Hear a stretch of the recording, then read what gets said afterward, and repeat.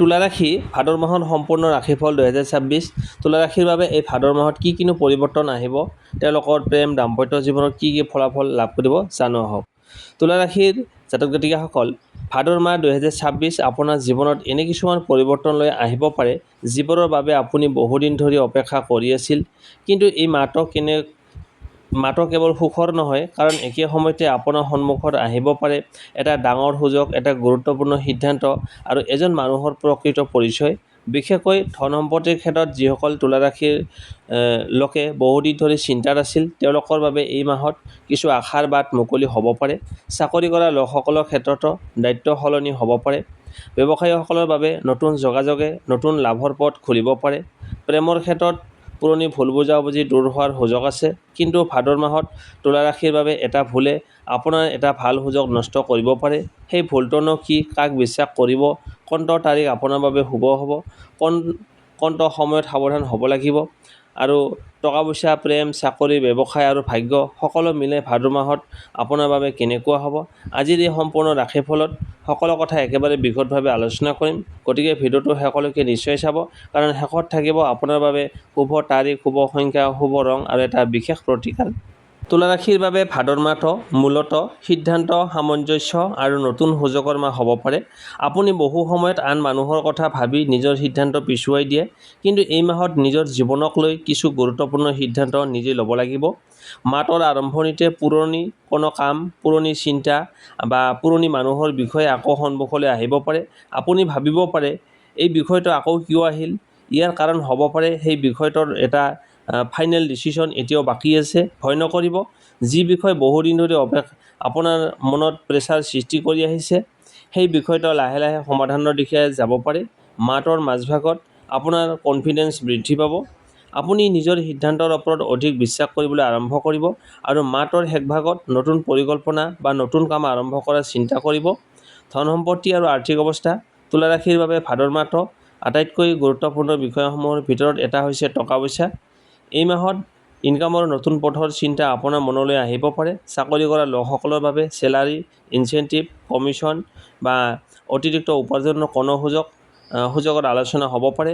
ব্যৱসায়ীসকলৰ বাবে নতুন কাষ্টমাৰ, নতুন অৰ্ডাৰ বা পুৰণি কাষ্টমাৰৰ পৰা পুনৰ অৰ্ডাৰ পোৱাৰ সম্ভাৱনা থাকিব পাৰে। যিসকলৰ ধন কোনো মানুহৰ ওচৰত আবদ্ধ হৈ আছে, ফাঁচি আছে, তেওঁলোকে সেই ধন ঘূৰাই পোৱাৰ বাবে চেষ্টা চলাব পাৰে।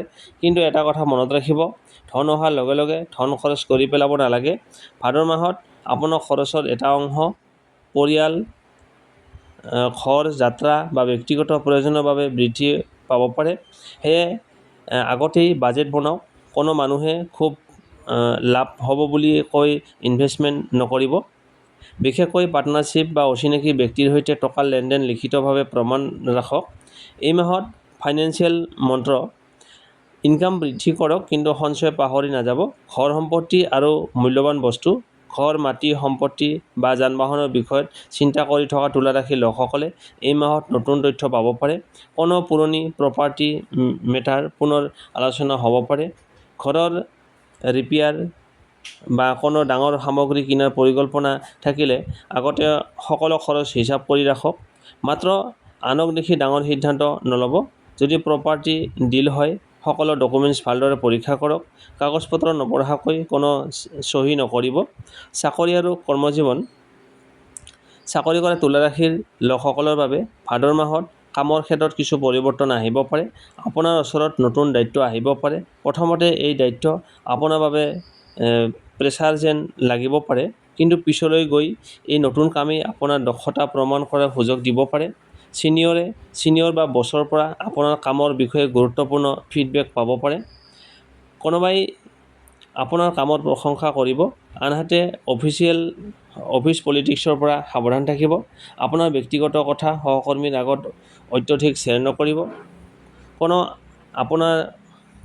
কোনে আপোনাৰ ভাল বিচাৰে আৰু কোনে আপোনাৰ তথ্য ব্যৱহাৰ কৰিব পাৰে, এই পাৰ্থক্য বুজিবলৈ চেষ্টা কৰক। চাকৰি বিচাৰি থকা লোকসকলৰ বাবে, যিসকলে চাকৰি বিচাৰি আছে তুলা ৰাশিৰ লোকসকলে, তেওঁলোকৰ বাবে ভাদৰ মাহত ইণ্টাৰভিউ, ৰেফাৰেন্স, অনলাইন এপ্লিকেশ্যন বা চিনাকি ব্যক্তিৰ জৰিয়তে সুযোগ আহিব পাৰে। প্ৰথম সুযোগটো পাৰফেক্ট নহ'বও পাৰে, কিন্তু অভিজ্ঞতা লাভৰ বাবে সেই সুযোগ মূল্যৱান হ'ব পাৰে। তাৰপিছত আছে ব্যৱসায়ীসকলৰ বাবে ভাদৰ মাহটো যোগাযোগৰ মাহ।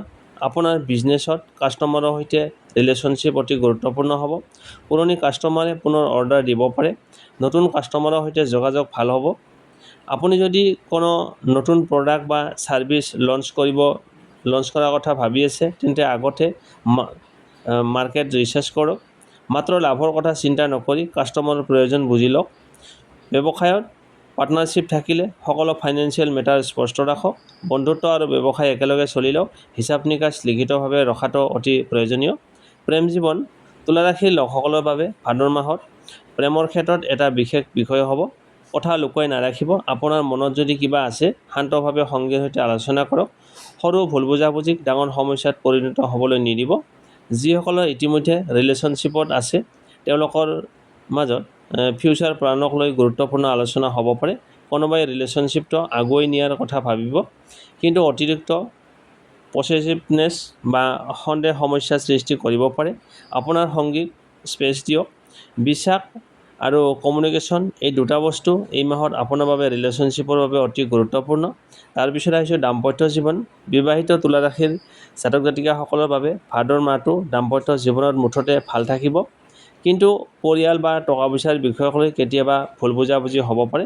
স্বামী স্ত্ৰীৰ মাজত কোনে কি কৰিলে এই হিচাপ নিকাচ নকৰি একেলগে সমস্যাৰ সমাধান বিচাৰক। আপোনাৰ সঙ্গীয়ে আপোনাৰ পৰা ইম'চনেল ছাপৰ্ট বিচাৰিব পাৰে। তেওঁৰ কথা মন দি শুনক। মাহটোৰ দ্বিতীয় ভাগত একেলগে সময় কটালে ৰিলেশ্যনশ্বিপ অধিক মধুৰ হ'ব পাৰে। তাৰপিছত আহিছোঁ পৰিয়ালৰ ক্ষেত্ৰত আপোনাৰ ভূমিকা বৃদ্ধি পাব পাৰে। ঘৰৰ কোনো গুৰুত্বপূৰ্ণ সিদ্ধান্তত আপোনাৰ মতামত বিচৰা হ'ব পাৰে। বয়োজ্যেষ্ঠ কোনো সদস্যৰ পৰা গুৰুত্বপূৰ্ণ পৰামৰ্শ লাভ কৰিব। ভাই ভনী বা আত্মীয়ৰ সৈতে পুৰণি ভুল বুজাবুজি থাকিলে কথা পাতি সমাধান কৰাৰ সুযোগ আহিব, কিন্তু পৰিয়ালৰ বাহিৰৰ কোনো ব্যক্তিক ঘৰৰ সকলো কথা জনাই নাথাকিব। পৰিয়ালৰ ব্যক্তিগত বিষয় ব্যক্তিগত কৰি ৰাখক। তাৰপিছত আহিছোঁ শিক্ষা আৰু ছাত্ৰ ছাত্ৰীৰ ভাগ্য। তুলা ৰাশিৰ ছাত্ৰ ছাত্ৰীৰ বাবে ভাদৰ মাহটো কনচেনট্ৰেশ্যন বৃদ্ধি কৰিবলৈ ৰুটিন প্ৰয়োজন। আপোনাৰ মনটো একে সময়তে বহু কথালৈ যাব পাৰে, সেয়েহে টাইম টেবুল বনাওক। যিসকলে এক্সাম বা কম্পিটিটিভ এক্সামিনেশ্যনৰ বাবে প্ৰস্তুতি লৈ আছে, তেওঁলোকে ৰিভাইজনত অধিক গুৰুত্ব দিয়ক। কেৱল নতুন টপিক পঢ়ি গৈ থাকিলে নহ'ব, পুৰণি টপিক পুনৰ প্ৰেক্টিছ কৰক। মোবাইল বা ছ'চিয়েল মিডিয়াৰ ব্যৱহাৰ সীমিত কৰক। যিসকলে হায়াৰ ষ্টাডিজ বা নতুন কৰ্চ কৰাৰ কথা ভাবি আছে, তেওঁলোকে সঠিক তথ্য সংগ্ৰহ কৰি সিদ্ধান্ত লওক। স্বাস্থ্যৰ ক্ষেত্ৰত ভাদৰ মাহটো তুলা ৰাশিৰ লোকসকলৰ বাবে নিজৰ ৰুটিনৰ প্ৰতি সজাগ হ'ব লাগে। অতিৰিক্ত কামৰ প্ৰেছাৰ, অনিয়মিত আহাৰ আৰু কম বিশ্ৰামে ৰেষ্ট কম লোৱাৰ কাৰণে ভাগৰুৱা অনুভৱ হ'ব পাৰে। নিজৰ দৈনন্দিন জীৱন সময়মতে আহাৰ খোৱা, পৰ্যাপ্ত পৰিমাণে পানী খোৱা, ভাল টোপনি পৰা, দৈনন্দিন খোজ কঢ়া, মানসিক চাপ এইবোৰে বজাই ৰাখক। কোনো বাস্তৱ স্বাস্থ্য সমস্যা থাকিলে চিকিৎসকৰ পৰামৰ্শ লোৱাটোৱেই সঠিক হ'ব। তাৰপিছত আহিছোঁ ভাগ্য আৰু সুযোগ। তুলা ৰাশিৰ ভাগ্য ভাদৰ মাহত লাহে লাহে উন্নত হোৱাৰ সম্ভাৱনা আছে। বিশেষকৈ যেতিয়া আপুনি সিদ্ধান্ত লোৱাত অধিক কনফিডেন্স হ'ব, তেতিয়া সুযোগবোৰো স্পষ্ট হ'ব। কোনো পুৰণি চিনাকি ব্যক্তিৰ জৰিয়তে নতুন সুযোগ আহিব পাৰে। কোনো যাত্ৰা বা নতুন যোগাযোগে আপোনাৰ বাবে লাভজনক পথ খুলিব পাৰে, কিন্তু ভাগ্যৰ ওপৰত সম্পূৰ্ণ নিৰ্ভৰ নকৰি সুযোগ, পৰিশ্ৰম, সঠিক সিদ্ধান্ত সমান সফলতা লাভ কৰিব। কাক বিশ্বাস কৰিব এই মাহত? ভাদৰ মাহত তুলা ৰাশিৰ বাবে এইটো এটা অতি গুৰুত্বপূৰ্ণ প্ৰশ্ন। আপুনি সেইজনক বিশ্বাস কৰক যিজনে কথা আৰু কাম একে ৰাখে, আপোনাৰ বেয়া সময়তো আপোনাৰ লগত থাকে, আপোনাৰ ব্যক্তিগত কথা গোপনে ৰাখে, আপোনাৰ সফলতাত হিংসা নকৰে, আপোনাক ভুল কৰিলে সঁচা কথা কয়। আনহাতে যিজনে সদায় আপোনাৰ পৰা লাভ বিচাৰে, তেওঁৰ পৰা দূৰত থাকক। মানুহক তেওঁৰ কথাৰে নহয়, সময়ৰ লগত কৰা আচৰণেৰে চিনাক্ত কৰক। ভাদৰ মাহত তুলা ৰাশিয়ে কোনবোৰ ভুল একেবাৰে কৰিব নালাগে? 1 নম্বৰ, খঙত চাকৰি এৰি নিদিব। 2 নম্বৰ, ৰিলেশ্যনশ্বিপত সন্দেহৰ ওপৰত সিদ্ধান্ত নল'ব। 3 নম্বৰ, আনৰ কথাত টকা ইনভেষ্ট নকৰিব। 4 নম্বৰ, সকলো পাৰ্চনেল প্লান সকলোকে নক'ব। 5 নম্বৰ, পেপাৰৱৰ্ক নপঢ়াকৈ ছিগনেচাৰ নকৰিব। 6 নম্বৰ, অতীতৰ ব্যৰ্থতাৰ বাবে নতুন সুযোগ নষ্ট নকৰিব। 7 নম্বৰ, আনৰ সৈতে নিজকে তুলনা কৰি নিজৰ কনফিডেন্স কমাই নিদিব। মাহটোৰ গুৰুত্বপূৰ্ণ পৰ্যায়, মাহটোৰ আৰম্ভণি। পুৰণি কাম পুৰণি যোগাযোগ আৰু অসম্পূৰ্ণ বিষয় পুনৰ সন্মুখলৈ আহিব। ধৈৰ্য ধৰক, মাহৰ মাজভাগত নতুন যোগাযোগ আৰু কামৰ সুযোগ বৃদ্ধি পাব। এই সময়ছোৱাত ডিচিশ্যন মেকিং গুৰুত্বপূৰ্ণ হ'ব। মাহৰ শেষভাগ আৰ্থিক প্লেনিং, ৰিলেশ্যনশ্বিপ আৰু ফিউচাৰ গ'ল লৈ গুৰুত্বপূৰ্ণ সিদ্ধান্ত ল'ব পাৰে। নতুন মাহৰ বাবে নতুন পৰিকল্পনা আৰম্ভ কৰা মানসিকতা গঢ়ি উঠিব। শুভ তাৰিখ, ভাদ মাহৰ তুলা ৰাশিৰ বাবে শুভ তাৰিখ হিচাপে ধৰা হৈছে 5, 6, 9, 14, 15, 18, 24 আৰু 27। এই তাৰিখবোৰত নতুন কাম, গুৰুত্বপূৰ্ণ আলোচনা বা ইতিবাচক পৰিকল্পনা কৰাৰ বাবে সময়ত আত্মবিশ্বাসী থাকিব পাৰে। শুভ সংখ্যা 6, 9 আৰু 24। এই সংখ্যাবোৰ ভাদ মাহত আপোনাৰ বাবে শুভ প্ৰতীক হিচাপে ব্যৱহাৰ কৰিব পাৰে। শুভ ৰং পাতল গোলাপী, সেউজীয়া, বগা আৰু আকাশী। বিশেষ দিনত এই ৰং ব্যৱহাৰ কৰিলে মানসিকভাৱে পজিটিভ ফিল কৰিব পাৰে। বিশেষ প্ৰতিকাৰ, তুলা ৰাশিৰ লোকসকলে ভাদ মাহত শুক্ৰবাৰে ভক্তিভাৱে প্ৰাৰ্থনা কৰিব পাৰে। সম্ভৱ হ'লে প্ৰয়োজনীয় মানুহক খাদ্য বা বস্ত্ৰ দান কৰক। ঘৰ পৰিষ্কাৰ আৰু সুন্দৰ কৰি ৰাখক। বয়োজ্যেষ্ঠৰ সন্মান কৰক। আৰু এটা বিশেষ কথা, কোনো মানুহক অন্যায় কৰি নিজৰ লাভ বিচাৰিব নালাগে। সৎভাৱে উপাৰ্জন কৰা ধন আৰু শান্ত মনেৰে কৰা কামেই আপোনাৰ বাবে আটাইতকৈ ডাঙৰ প্ৰতিকাৰ। ভাদ মাহৰ শেষ মেছেজ, তুলা ৰাশিৰ জাতক জাতিকাসকল, ভাদ মাহে আপোনাক এটা গুৰুত্বপূৰ্ণ শিক্ষা দিব। সকলো মানুহক সন্তুষ্ট কৰিবলৈ গৈ নিজৰ জীৱনৰ সিদ্ধান্ত নল'ব।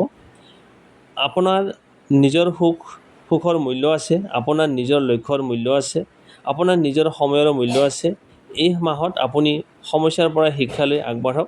যি মানুহে আপোনাক সন্মান কৰে তেওঁৰ মূল্য বুজক। যি সুযোগ আপোনাক উন্নতিৰ দিশে লৈ যায় তাক চিনাক্ত কৰক। আৰু যি বস্তু আপোনাৰ শান্তি নষ্ট কৰে তাৰ পৰা লাহে লাহে দূৰত থাকক। তুলা ৰাশিৰ জাতক জাতিকাসকল, আপোনালোক সকলোকে এটা কথা ক'ব বিচাৰিছোঁ, ভাদ মাহত আপোনাৰ বাবে কেৱল ভাগ্য পৰীক্ষাই মাহ নহয়, এইটো নিজকে নতুনকৈ গঢ়ি তোলাৰ মাহ। ধন আহিব কিন্তু সঞ্চয় কৰিব লাগিব। সুযোগ আহিব কিন্তু সঠিক সিদ্ধান্ত ল'ব লাগিব। প্ৰেম আহিব কিন্তু বিশ্বাস বজাই ৰাখিব লাগিব। আৰু ভাগ্যৰ সহায় লাভ কৰিব কিন্তু পৰিশ্ৰম আপোনাকেই কৰিব লাগিব। মনত ৰাখিব, মোৰ ভাগ্য আন কোনোবাই নিৰ্ধাৰণ নকৰে, মোৰ সঠিক সিদ্ধান্তই মোৰ ভৱিষ্যত গঢ়িব। যদি আপুনি তুলা ৰাশিৰ জাতক বা জাতিকা হয় তেন্তে কমেণ্টত লিখক, ভাদ মাহত মোৰ ভাগ্যত নতুন দুৱাৰ খোলক। আপোনাৰ জীৱনত সুখ, শান্তি, সমৃদ্ধি আৰু সফলতা হওক। জয় মা লক্ষ্মী। শুভ হওক আপোনাৰ ভাদৰ মাহ।